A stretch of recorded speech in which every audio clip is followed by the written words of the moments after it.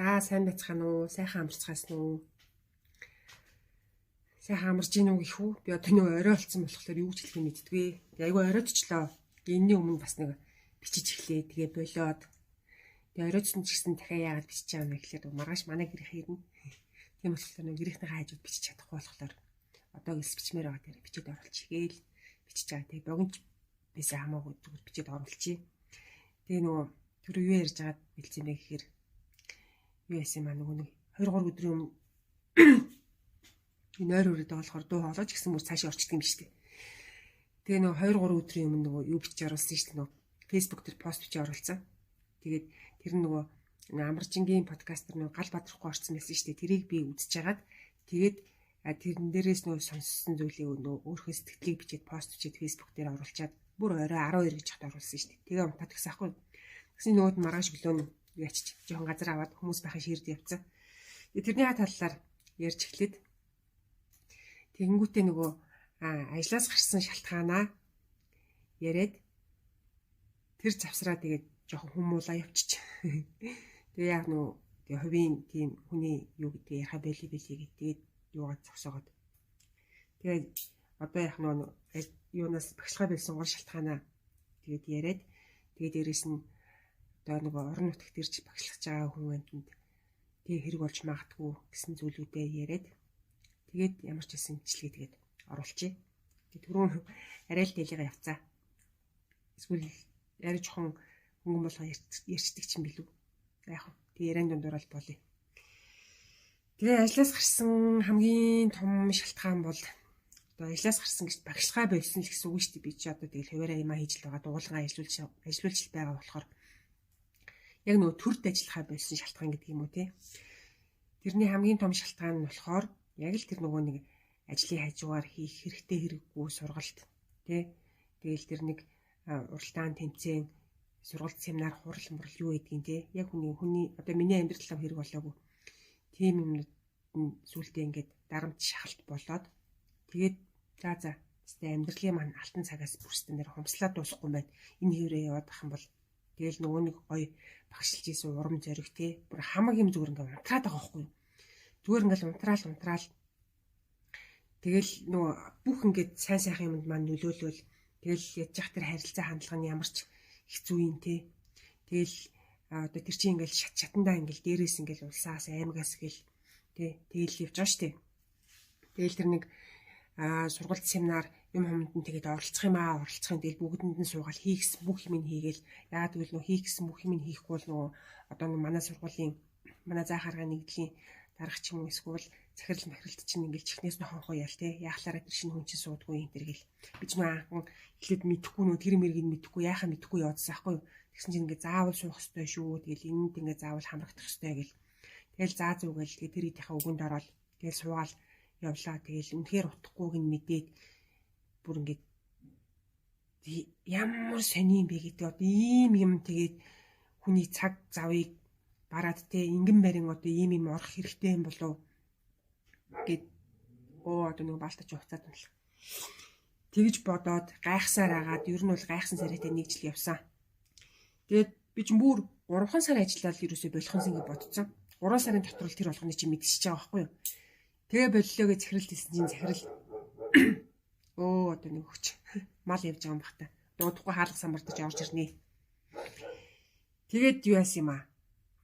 Тэгээ захирал хавар болтолчи ажиллаж байгаа нөгөө яг тэгэхээр нөгөө хүүхдүүд би нөгөө хичээл орж байгаад айгу урам зоригтой дуртай байсан болохоор урам нь хугарчих байхаа. Тэгээ тийм болохоор энэ хичээлийн жилгээ дуустал орчих гээд тэгэхээр би захиралт гэсэн. За яг хөө тэгээд гэхдээ юу яа нөгөө тэр үед чи нөгөө дуулангаа бас ажиллуулад эхэлсэн байсан болохоор дараа жил би одоо сургууль багшлахгүй ч гэсэн дуулангаа үргэлжлүүлээд ажиллуулъя. Тийм болохоор хүүхдүүдийн урам нь хугарахгүй. Тэгээд дээрэс би нэг ч хүүхдээс төлбөр авахгүй. Тэгээд цалин авахгүй. Зүгээр л ингээд тэр өрөөх ашиглаад дуулангаа үргэлжлүүлээ ороо явчаа хэлсэн аахгүй юу. Тэгэл тэгж тохирол дуулангаа үргэлжлүүлээд ажилласан. Тэгээд одоо болтол би ажиллаж байгаа. Тэрийг харин хүмүүс намайг нөө сургууль багшилж байгаа гэдгээр нь л ойлгоод идэв юм байлээ. Тэгээд би чинь эхний 2021-ээс 22 оны хичээлийн жил багшлал. Тэгэл одоо яг ингээд дуулангаа ажиллуулаад дуулан бол маш идэвхтэй ажиллаулдаг. Тэгээ явж байгаа. Тэгээд хичнээн ингээд төрд ажиллахаа болсон ч гэсэн нөгөө багшлах дуртай. Тэгэл нөх хүүхдүүдийнхээ итгэлийг тий одоо алдахгүй гэдэг ч юм уу тий өөрөө айгуу дуртай болохоор тий одоо энд бол тэгээд тэр цалин мэлэн тий хангалт урамшуулал ямар ч нөлөөгүй байгаа нь одоо яг миний жишээ болчиход байгаа байхгүй юу. Тэгээд тэрийг одоо хүмүүс ч нүүн цалингаас болол цалин муу болохоор багшлахаа болж гин тий багш нар ингээ хомсдож гин гэж яриад идэг үгүй шүү дээ. Би одоо яг ингээ нэг жишээнд болчиход байгаа байхгүй юу. Тэгэл ерөөсөө би чи анх ингээ ирэхдээ ерөөсөө огт тийм цалин мэлэн бодож ирээгүй. Тэгэл гадаад сурж байгаа л шууд ингээл Монголдо ирээл Монголдо сайхан ажиллаж амьдрий гээл. Тэгэл дээрэс нь огт ирж байгаагүй хөдөө орон нутагт ирээл ажиллаад тэгээс гоё болгочихно гэж бодоод ирж байгаа шүү дээ. Тэгсэн чинь тэр төрийн алба бол миний бодсон шиг ерөөсөй байгаагүй. Бүр 7 дор бүр яг нь иймэрхүү гэж сонсч байсан л та. Гэтэл бүр тийм нэг сонин гүн ч одоо тий хүмүүс тэсгүүл тийм сонин биш байдаг юм уу? Одоо зарим нь айгу тасцсан л гэдэг юм билээ. Одоо энэ цаг хугацаа тий хүн чинь одоо ингээл энэ амьдралд ингээл цаг хугацаатай ирж байгаа шүү дээ. Жон сүртэй жишээ авнаа. Тэгээ тэр амьдралын маань алтан цагаас ингээл бүр ингээл хумслаал шал утахгүй зүйлд те. За яг хөө зарим хүнд ингээ хэрэг болдог гэж магадгүй тэр сургалт хурал мурал юм хүмүүс сургалт семинарууд их болдго юм билээ. Тэр нь яг тэгэл хүний сурсан, үдсэн, харсан, тулсан юмсаа шалтгаалаад заримд нь хэрэг болоод ажил амьдралтаа хэрэгжүүлдэг гэж магадгүй. А надаа бол өстэй. Ой, би өстэй юу ч олж долоохоогүй гэдэг шиг л. Зүгээр л амьдралын маань алтан цагаас ингээ хумсалсан. Тэгэл тэр дээрээс нь тэр харилцаа, хандлага, дарамт, шахалт те зүгээр ингээ шахдаг за. Тэгэл нэг хүүхдүүдийн уралдаан зарлалаа гэхэд тэр нөгөө өдөртөмжин тэрэгэл өгдөг байхгүй юу? Тэр нь гэсэн чинь хугацаанд бүр ингээ тулцсан. Тийм мөгөө шахаал одоо ингээл олон хүүхдэд оролцуул тийг ингээл би тэг нэг жишээг нь ярина. Балтаг оруулаад.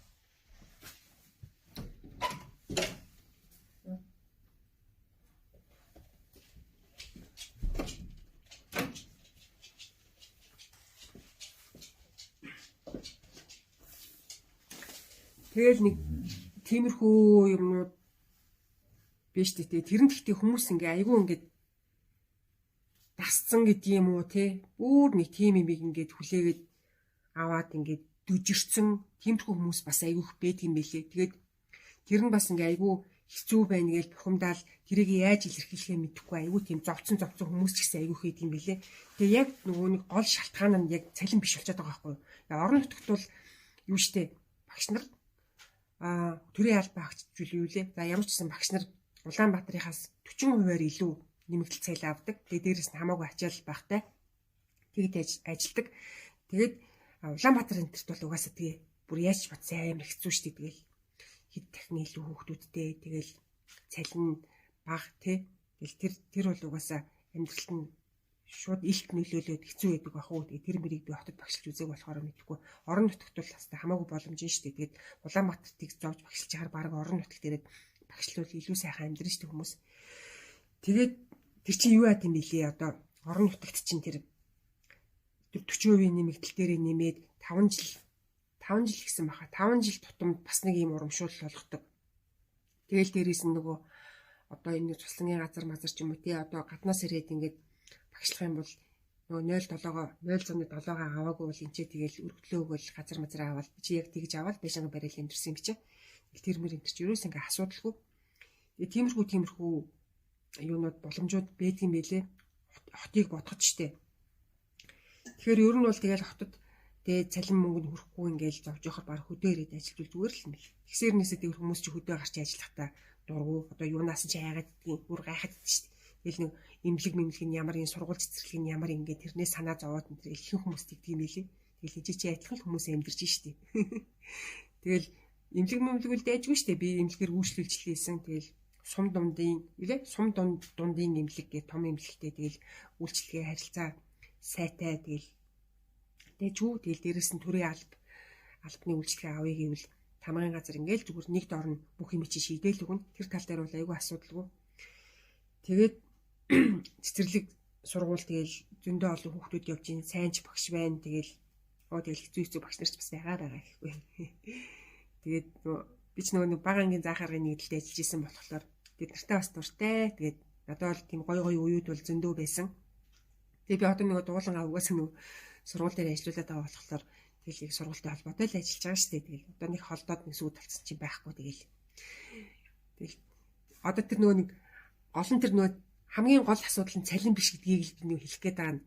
Би ч одоо нөгөө нэг яг л тэр нэг жишээ нь болчиход байна шүү дээ угаасаа. Тэгээ яг нөгөө цалин авч байгаа юм шиг ямар ч цалингүй төлбөргүй тэгээд зүгээр сайхан хүсэл тэмүүлэл маань унтрахгүй тэгээд ажиллаад болоо л байна. Дуулан ажиллаулаад тий. Тэрийг би яг нөгөө нэг өөрхөн жишээгээр л ойлгуулах гал тэгээд ярьчий гэж одоо тэг үриж байгаа тэг ярьчихаас бол нойр хүрээл.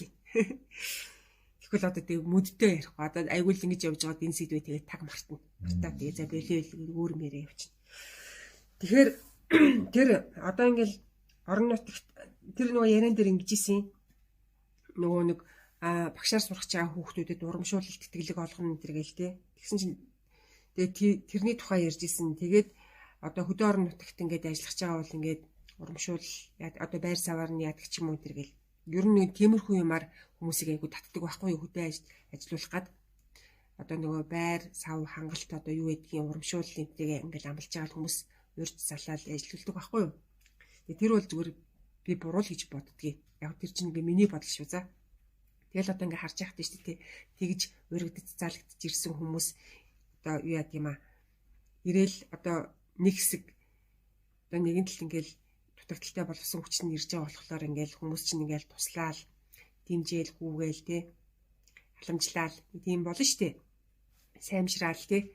Тэгэл тэр чинь удаан үргэлжлэхгүй. Яагаад гэвэл тэр хүмүүс ч өөрсдөө ажилтаа амьдралтай тийм хүмүүс болохоор байнга ингээд чамд ингээд туслаад гүгээд урдуур хавирч ороод ингээд туслаад гүгээд ингэж байхгүй. Тэгэл хөдөө ирлээ. Хөдөө чинь тэгэл байр сав сууц ямар үлээ те. Одоо яг хотогтвол нөгөө нэг юутай төвдөө халаалттай тийм байшин байгаа. Гэхдээ ямар ч байшин савнд амьдраа илээ. Өвөл болно, хүүтэн болно. Ус төлөөгээ яах вүлээ гэл те. Тэгэл нөгөө нэг сайхан урдд залгадж ирсэн хүмүүс чинь тэрнээс ахуулаад шатраад эхлэн штэ. Тэгэхээр ер нь тиймэрхүү амлалт өгөөл хүмүүсийн хөдөө орон нутагт уриалал явуулах юм бол тэд нар ч айгу юу богино настай нэг хэсэг тэгэл нэг гоё байж байгаа л тэгэл явандаа тэрнээс чинь шантраал нөгөө нэг хайр халамж нь багасаал ирэхлээр нөгөө хүмүүс чинь шантраал буцдаг юм байгаа зү. Тэгээ тиймэрхүү зөндөө болж исэн гэсэн тэгэл одоо яг тэгэл шантарч байгаа хүмүүс ч гэсэн надтай холбоо өрөөл би ч одоо яг нөгөө ийм ажил хийгээд эхэлсэн болохоор зөндөө тиймэрхүү хүмүүстэй холбогддог байхгүй юу? Холбогдоод янз бүрийн жаргал зовлонгоо бичээл яриад тэгдгийн. Тэгэл одоо яг тэр нэг төсөл хөтөлбөр ч юм уу янз бүрийн юмар ингээд тий нөгөө нөгөөдөл ингээл амлал хөдөө явуулсан тийм хүмүүс чинь яг ингээл сошиал дээр юм уу ингээл эхлээл очсон нөгөө сэтгэлээ ингээл айгуу гоёор бичээл тий хадал явдалтайгаар бичээл тэгэл нөгөө тохиолдож байгаа бэрхшээл зовлонгоо бас нэг жоохон хөвгчлөлтэй маягаар ингээл бичдгийн. Гэтэ яг ингээ ясам дээр ингээ ярахаар айгүй хэцүү байна. Тэгээд би ер нь жоохон удахгүй юм шиг байна гэдэг ярьдаг байхгүй юу. Тэгээд угаасаа удахгүй шүү дээ. Тэгээд тэр нэг гой гой юмнууд чинь тэгэл удаан үргэлжлэхгүй болохоор тэгэхээр шаал тэмээ тэгэл зардалж иргэдэл болоод хин хиндээ ингээл түүхтэй тэгжснээс ер нь бол тэр нэг босон болоогүй амлалтуудыг ер нь бэлгэл хэрэгтэй. Тэгэл одоо хүсэл тэмүүлэлээр ажиллахыг хүссэн зөндөө залуучууд байдгийн бэлээ. Тэгээд заримтай нь би уулзаж ярилцаж үзсэн, заримтай нь ингээл онлайнаар холбоотой энэ төр байдаг те. Айгүй мундаг залуучууд зөндөө байгаа. Тэд нар бол тэр цалин амлалтаас болж орон нутг руу явахгүй те. Бас багшийн ажлыг тэгж хийхгүй. Зүгээр л яг тэр одоо хүсэл мөрөөдлийг нь унтраачгүйхэн шиг те.